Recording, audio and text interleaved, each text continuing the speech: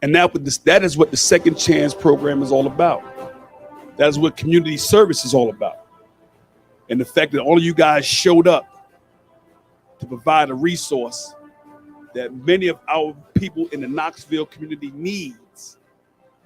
On behalf of Knoxville and everybody that lives here, people that work here, people that serve here, the pastors, the ministers, the politicians, the great school of University of Tennessee, Knoxville College on the way back, I want to personally thank you.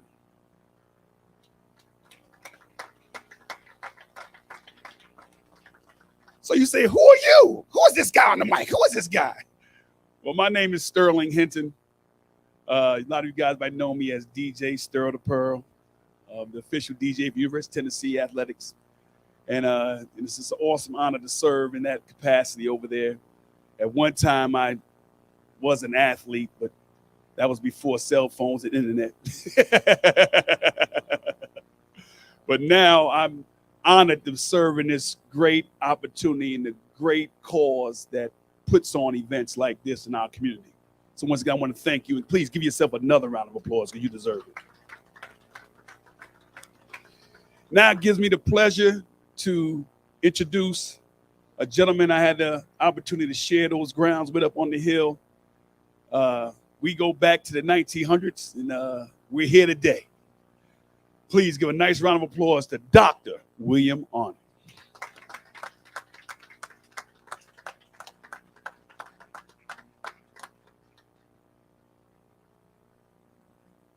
Good afternoon. And if I didn't tell this story, it wouldn't. I have to tell it. So 32 years ago, I was a freshman at UT. And there was this guy who was starting quarterback and had all of this energy. And at 18 years old, I was like, how does he have that much energy? And he's an athlete getting hit, right? And now, 32 years later, I think he has more energy than he had then. So I want to thank you, Sterl, for the energy and the love and just for being a friend and involved for life, man. I appreciate it. So, folks, thanks again for coming out. And I want to just start out by just introducing our commissioner, Jeff McCord, who's going to let you know why we're here. Thank you. You shouldn't clap for yourself, should you? We're going to church a little bit, too. I mean, that's a little spirit working through, which is exactly what should happen. Thank you, Dr. Arnold. My name is Jeff McCord. I'm the Commissioner of Labor and Workforce, and my boss is Governor Bill Lee. And this is where his heart is. I can tell you that. That's why one of the main reasons he ran for governor is for events like this, for second chance opportunities like this. And we are celebrating Second Chance Month. We're going across the state to do that, to highlight. But here's the commitment. We're going to do it again and again and again, because success is about showing up and showing up and showing up. They say the definition of insanity is doing the same thing over and over and expecting a different result. Well, that's also the definition of perseverance. And so we may be a little insane, but we're going to stick with it because it's important. And it's important not only for transitioning folks from incarceration, but for our economy, for employers. We have more people working now than we did before the pandemic. Let me say that again. More people are employed now than before the pandemic, and we still can't find people. We need folks to be successful. It's not a nice to have, it's a necessary to have as they transition. And we believe at the Department of Labor and Workforce Development, you anchor that success with a good job. And so that is our commitment. It's a good start. We got great leadership with Dr. Arnold, and we're going to follow him. We're going to follow him again, and again, and we're going to continue to show up. So thank you for letting us show up today, but it won't be the last you see of us. Thank you very much. Thank you, Commissioner. And something I forgot to say in my opening comments is that when you come into somebody's house, you got to thank them for letting you in. And I failed to thank Ms. Ginger Armstrong and her team for being gracious, kind, and professional. These are the folks doing the work, y'all. These are the folks. So it is my honor and pleasure to bring you our keynote speaker, Mr. Josh Smith, who is the founder of Fourth Purpose. Josh. Well, first, I was just sitting back there thinking, looking at the programs and remembering when I got out of prison. And I can tell you, there weren't a lot of services around. It's been about 20 years ago. And the struggle to find people willing to support you was a challenge. Now, I'll go back a little bit to my story. Some of you know it, some of you have seen it in the media. I was just a kid with different challenges. Father gone at 2, mother remarried someone else, and then I was removed from the home in an abusive situation. At 13, back, sent away from my family, then back. By the time I was 16, I had 10 felonies, all as a juvenile in Nashville.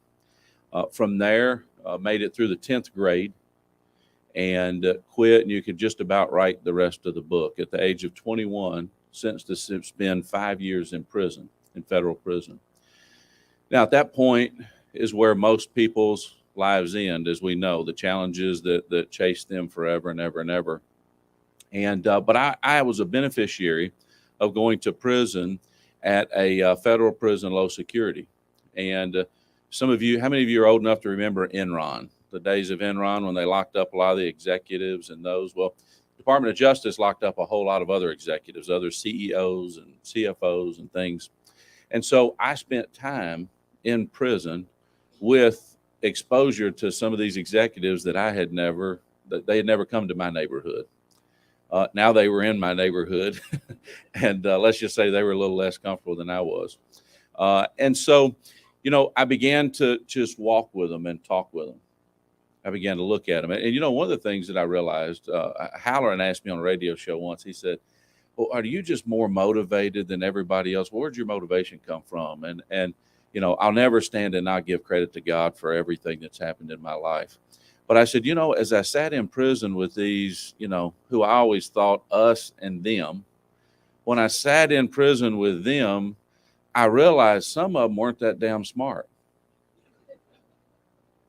Really. I mean, I'm living with them every day, day in, day out. They had a lot of letters after their name, or they had a lot of wealth or a lot of things. And I just realized, wait a minute. The difference is the opportunity that has been afforded to each of us. The big difference is the home that somebody grew up in. And so it really emboldened me to say, wait a minute, if they can do it, I can do it. Now, one of my favorite scriptures, with God, all things are possible, right? And so I just began to do what they did. I read books, I studied, I got up there, I did other different things, and I spent time talking to them. I would take them business ideas, and I go into prisons a lot. I get the pleasure of serving Governor Lee over the last 3 years on a lot of criminal justice related stuff. I'm in all the different prisons all the time. I was just in one with some youthful offenders twice over the last 4 or 5 weeks. And when I talk to them, I try to explain to them, hey, look, here's where I was. And here's what I had to remove out of my way to be able to get somewhere else. And I'm thankful that Governor Lee has got it. As Commissioner said, this is something that he tremendously cares about. And I've told him I'm willing to do whatever it is to be able to help him accomplish what he can accomplish. But I took and I went through this time of prison. I tell the guys in prison, a lot of people laughed. Whenever there was a banker that got locked up, I would go and spend time with a banker. Well, guess what? I had a banking plan when I got out. I spent time with stockbrokers, spent time with real estate people. And those of you who live in Knoxville know I own an awful lot of real estate here in Knoxville. All of that was birthed in there. And then the biggest laugh that I got, mostly from my fellow inmates, is when they locked up a pilot. And I thought, when do you ever get to hang out with a pilot? And so I spent time with him, read a book. And when I go into the prisons, one of the things I enjoy to show them is my pilot's license, and that I have 2 planes, and that I just bought a helicopter, and I'm going to school for a month in July to learn how to fly it. When I say with God, all things are possible, and it's possible. And so, I'll just say this. When I got out, I had to struggle. I had to fight. My wife back here drove me around 3 days as I begged for a $6 an hour job. We had zero help. We because she lived in government housing. As soon as I was released from the halfway house, we were homeless, moved into the back room of an in-law's home. A lot of people don't realize the housing challenges facing someone that had a felony conviction however long ago. It doesn't even matter. A lot of people have heard me say over the last several years, until I was fortunate enough to receive a full pardon last year from President Trump. Before then, I could buy any apartment complex, but I couldn't live in one. Now think about that. I'm 20 years past that, a man with 4 children, have done a whole lot to pay a debt back to society and still couldn't rent an apartment. But this is what most people don't know. And so I was fortunate enough to just continue to grow and work hard, build a business, help other formerly incarcerated people. And now have my wife and I sold our company about 2.5 years ago. We get put over $10 million into a foundation called The Fourth Purpose with one sole mission: making prison a place of transformation. And so I'll just wrap up with this. You know, what I like about rooms like this is I'm sure we've got several formerly incarcerated, but we've got a lot of you that aren't. A lot of you have not been touched by this personally, but you're here. You're working in it. You know, we've got folks from the DRC. We've got folks with different ministries, different things, serving and helping those. And to me, you guys are the heroes. I mean, seeing the focus and being put on to help others that have come through stuff. I stand here today as an example of someone worthy of the investment. Because without that investment, there would be no me.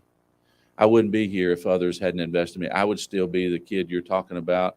I would just be older, doing the same old thing, and I'd probably be in the news for other reasons than what I am in right now. So when I see other people, I just see people that need an investment, those that need that chance. So those that need that second, and frankly, like me, probably 4th or 5th chance, somebody willing to take a chance on them.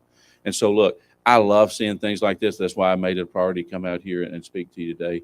Thank you for what everybody does. Thank you for the focus on this. And for those of you who may be formerly incarcerated sitting in here, I would just say you're the only thing standing in your way. It's not easy. I would never tell you it's easy. It's going to be 5-10 times harder than it is for anybody else, but it's still possible. Don't let anything stand in your way. Thank you.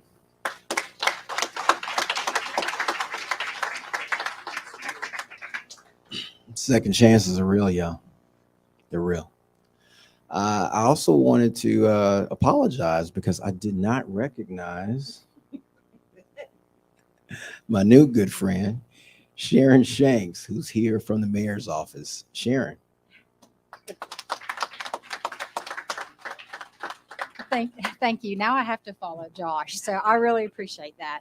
I have had the pleasure of working with a lot of folks in this room and spent time with Josh and his simulation. And I think of all the years that I've worked in workforce development and kind of helping folks overcome challenges to employment and reentry, I learned a lot from that day.